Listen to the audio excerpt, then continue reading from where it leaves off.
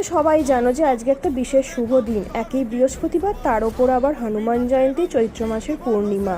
তো বর আর মেয়ে মিলে আগের দিন থেকেই এই পতাকাটা রেডি করে ফেলেছে, আর সকালবেলা 8টা সাড়ে 8টার মধ্যে চান করে আগে পতাকাটা লাগিয়ে দিয়েছে। এদিকে আমি রান্নাবান্না মোটামুটি ওর করে দেওয়ার মতো ব্যবস্থা করে চান করে দুজনে মিলে পুজো দিতে চলে এসেছি।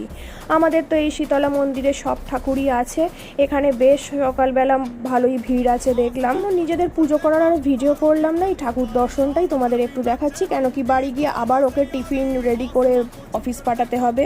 এই মধ্যে এই জায়গাটা দেখছো, এখানে ভালো করে দুর্গাপুজো তো হয়, তার সাথে লাস্ট ইয়ার থেকে দেখছি এই যে বজরংবলী প্রতিষ্ঠা এবং তার জন্য মহাযজ্ঞ হচ্ছে। 4-5 জন ব্রাহ্মণ তো বসবেই, এখন যোগাড় যন্ত্র সাজানোর ব্যবস্থা চলছে। আর এই যে দূরে দেখতে পাচ্ছ, এটা হচ্ছে প্রসাদ খাওয়ার ব্যবস্থা, মানে বসিয়ে খাওয়াবে, প্রায় 2-2.5 হাজার নাকি লোক খাওয়া দাওয়া করবে।